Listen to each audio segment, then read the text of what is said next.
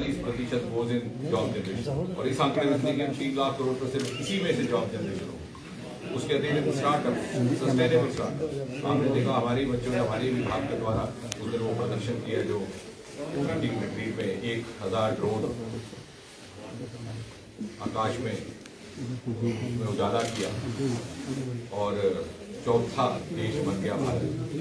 अब यही drone industry के साथ भी जोड़ेंगे। These are the new startup avenues, लेकिन उसके लिए हमें उस तरह की प्रतिभा भी रखनी होगी, इनोवेशन भी रखनी होगी। This is going to be an economy of ideas, economy of futuristic thinking, economy of innovation and there in lies abundant job opportunities. जैसे मैं कह रहा था, एक बच्चे ने हमारे ने ड्रोन बेचा है, वहीं सिक्योरिटी वालों को उसको कहा गया कि साहब हमें सुपरविजन के लिए तुम्हें साथ रहना होगा। कड़ी ठंड में दिसंबर के महीने में जब कोहरा पड़ा था, आपने भी देखा, सुबह 6 बजे से रात तक बैठा रहता था सिक्योरिटी फोर्सेज से अपने ड्रोन की चेकिंग, और वही ड्रोन इंडस्ट्री में भी है। Opportunity much more lucrative than government इस बजट में उसका। इसी तरह फार्मिंग सेक्टर में, इसी तरह एग्रीकल्चर सेक्टर का, इसी तरह डेयरी सेक्टर का। और कहने का तात्पर्य ये कि आने वाले समय में जैसे जैसे और कोविड के बाद भारत ने जिस प्रकार की भूमिका बनी है, मोदी जी देश विश्व के सबसे अधिक कद्दावर नेता बनकर के सामने आए। The world is looking up to India. The world is also ready to be led by India, to be ready to be led by us. The question is whether we are ready. ये वो budget है जो अगले 25 वर्षों में, बल्कि उससे पहले ही भारत को उस भूमिका के लिए तैयार करेगा जिस भूमिका में भारत मोदी जी के नेतृत्व में विश्व गुरु भी कहलाएगा, विश्व मूर्ति भी कहलाएगा और विश्व नरेश अथवा विश्व नेता भी कहलाएगा। इसमें बहुत सारे और आंकड़े, उसमें मैं नहीं जाना चाहता। यदि कोई विशेष बिंदु हो तो आपका स्वागत। कुछ प्रश्न सुनील जी भट्ट आज तक इनका विषय अलग होगा। But that is your job, so I don't grudge that. रफ्ता अभी जो परिसीमन आयोग है, उन्होंने अपनी जो ड्राफ्ट रिपोर्ट है वो एसोसिएट मेंबर्स से साझा की है, उसमें आप भी शामिल हैं। नेशनल कॉन्फ्रेंस का बयान आया, उन्होंने साफ तौर पर कहा है कि हम इस रिपोर्ट को रिजेक्ट करेंगे। नहीं तो फिर आप, मैं क्या कहूँ, आप अपना नहीं actually I have to give up this habit. उसने क्या कहा तो मैं उसके बदले क्या कहूँ। जो मैं कह रहा हूँ आप उसका रिएक्शन दीजिए। I am not here to react to what somebody has said, but as far as we are concerned in Bharatiya Janata Party, we trust the legitimacy, the integrity of the Delimitation Commission, which is constituted by the Chief Election Commission of India, which is a constitutional body. They follow certain norms, certain parameters, which are very well laid down. So there can't be any deviation. So I think anybody who questions the working of delimitation or the criteria followed by them either has not studied enough the parameters which guide the working of delimitation, or they have some other motives. लेकिन हमारा ये मानना है कि वो जो मापदंड तयशुदा है उसी के आधार पर यदि एक संवैधानिक संस्था अपना कार्य करती है तो प्रत्येक जिम्मेवार कार्यकर्ता अथवा नेता का ये दायित्व है कि उसमें हम ज्यादा हस्तक्षेप न करें। There are two questions, sir. Today, Pakistan once again is celebrating the Kashmir Solidarity Day. The propaganda is continuing where they are trying to malign image of the country. And there are letters, there is a toolkit, proper letters from the Pakistan government side, including President and Prime Minister, asking different embassies to continue with webinars, seminars, and they are coming out with new words, genocide, fascist government, Islamophobia. So how do you react to this toolkit and that propaganda that is continuing from Pakistan? I think to a great extent you yourself answered the question that you put. Actually, I think what is important for us to realize is right from 1947, right from the midnight of partition, Pakistan could not reconcile to the fact that Jammu Kashmir is a part of India.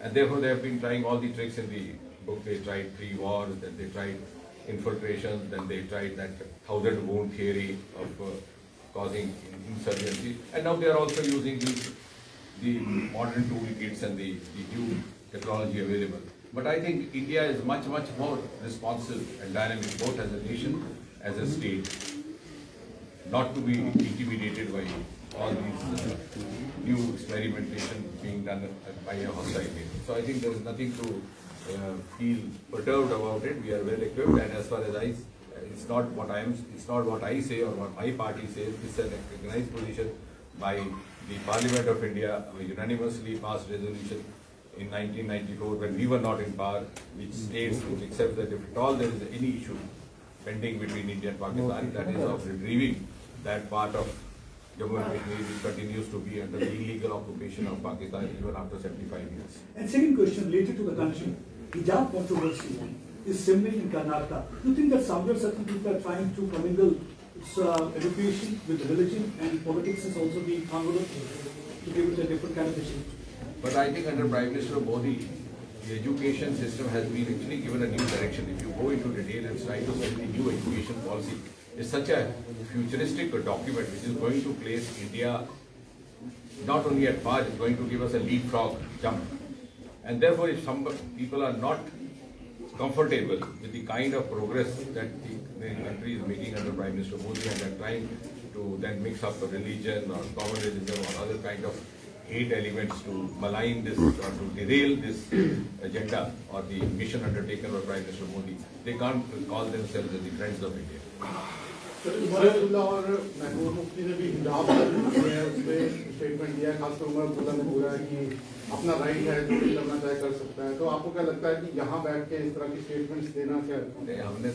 मैंने जो कहना था हमने कह दिया कि मोदी जी के नेतृत्व में हमें जो नई शिक्षा नीति मिली है, अच्छा होगा कि हम उस पर ध्यान दें और उसको कैसे कार्यान्वित करना उस पर ध्यान दें। वो ज़्यादा सकारात्मक होगा, बल्कि हम शिक्षा संस्थानों में किसी और तत्वों को लाने का प्रयास करें जो शिक्षा को डिरेल करने का काम करें। Thank you sir. 31 अक्टूबर 2019 के पहले की जो पोस्टें विड्रॉ की गई, आपको लगता है कि जेकेएसएसबी और पीएससी के जो काम करने का तरीका उस पर क्वेश्चनिंग है? नहीं, ऐसा है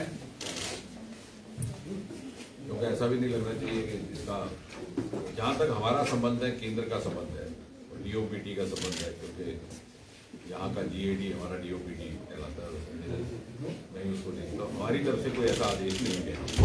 हमारी तरफ से एक ही आदेश गया था कि इंटरव्यूज की पद्धति को प्रथा को समाप्त कर दिया जाए सरकारी नियम। देश भर में उन्होंने समाप्त किया था, याद नहीं। उसका कारण यह था कि बहुत सी शिकायतें आती थी कि रिटन टेस्ट में जो 100 अंक लेते थे उनको इंटरव्यू में फेल कर दिया जाता था, और जिससे भाई भतीजा बात करना होता था या उसको फेवर करना होता था तो उसको इंटरव्यू में 100। तो हमने बल्कि जो स्किल टेस्ट है वो मैं चाहूँगा कि आप भी जागरूकता पैदा करें। जो लोग अनावश्यक अपना समय गंवाते हैं, स्किल टेस्ट को भी हमने क्वालिफाई करा दिया। अर्थात किसी ड्राइवर की ड्यूटी है तो उसका ड्राइविंग टेस्ट होगा, लेकिन सिर्फ ये देखने के लिए कि वो ड्राइविंग जानता है कि नहीं। वरना क्या होता था कि ड्राइविंग टेस्ट में ही 100 अंक लेकर के रिटर्न को। इसी प्रकार अगर कोई फौज में ये पैरामिलिट्री में भर्ती होता है, सीआरपी में, बीएसएफ में, तो उसका मेडिकल टेस्ट होगा क्वालिफाइड है, देखने के लिए कि अगर उंगली कटी है तो रिटर्न भी पास होगा तो कैसे करे। लेकिन मेरिट जो होगा वो मात्र और मात्र रिटर्न टेस्ट होगा। डीओपीटी की तरफ से केवल कितना निर्देश जारी किया गया, इसके अतिरिक्त कुछ है तो मुझे लगता है कि यूटी सरकार से पूछना चाहिए। सर, एक सवाल है, अब बजट की बात कर रहे हैं तो जम्मू कश्मीर में टूरिज्म को लेकर एक रखा गया है, उसमें बहुत से अभी भी संस्थाएं ऐसे इलाके हैं, खास करके आपके एरिए के जो बड़ी बसोली का है, मानसर का है, या फिर उधमपुर में या किश्तवाड़ में, इन इलाकों के लिए क्या कुछ ज्यादा बजट रख रहे हैं? इनको किस तरह से ऐसा है, इसके एक्चुअली ये आज की जो बजट की चर्चा थी उसके साथ सीधा इसका संबंध नहीं है। जम्मू कश्मीर का अलग से बजट आने वाला है, लेकिन जो आपने विषय लिया है टूरिज्म का, उसको लेकर के एक तो कुछ फिल्म डेस्टिनेशंस की भी शनाख्त हुई है। आपका कहना ठीक है कि जो हुए हैं उसके अतिरिक्त भी है। हमारी इससे चर्चा हुई थी यूटी सरकार से, उसका कहना है कि वो अभी सूची बढ़ा रहे हैं, उसमें और भी आएंगे।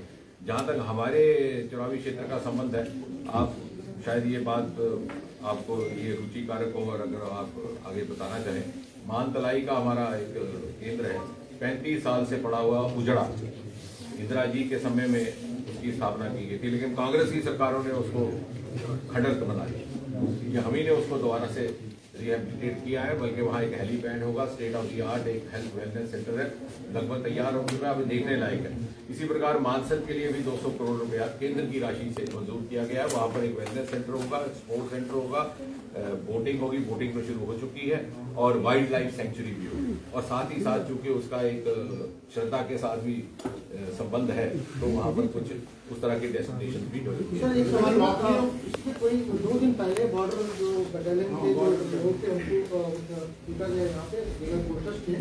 सत्यपाल मलिक जी ने कहा था कि 50,000 जॉब्स विल बी गिवन, और मुझे लगता है कि उसमें क्या आपको लगता है कि एम्प्लॉयमेंट जो एक रिजनमेंट है उसको अभी तक एड्रेस करने का तो सत्यपाल मलिक जी से आप पूछे, मुझे तो मालूम नहीं हुआ। Thank you. बॉर्डर पैट्रोलिंग तो मतलब राजनाथ सिंह जी ने उसके लिए पूरा निकाला था। बॉर्डर पैट्रोलिंग के बच्चों का पहले एग्जाम हुआ, उनका आगे एग्जाम नहीं हुआ, तो काफी प्रोटेस्ट हुआ। वो लोग मुझे इस विषय की जानकारी नहीं है, लेकिन अगर ऐसा है तो मुझे नहीं लगता कि क्या दिक्कत होनी चाहिए।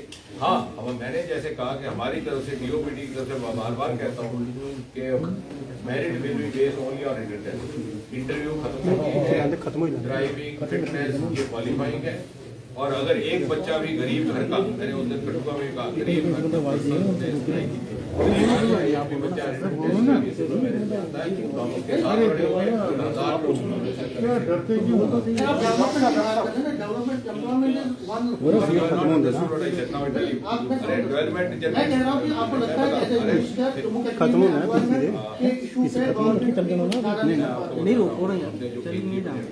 पहले उसको आप समझो जो मैंने बताया, 3 लाख करोड़ तो इस कैपेक्स से ही एम्प्लॉयमेंट जनरेशन होगी। अब उसका लाभ कैसे लेती है, I agree with you, UP सरकार वो उनकी जिम्मेवारी है, और जहां जहां हमारी इंटरवेंशन की जरूरत होगी हम करेंगे, लेकिन मुझे विश्वास है कि वो भी इसको समझेंगे। लेकिन जहां तक ये बजट है जिसकी आज चर्चा की गई, it has abundant job generation avenues available through this.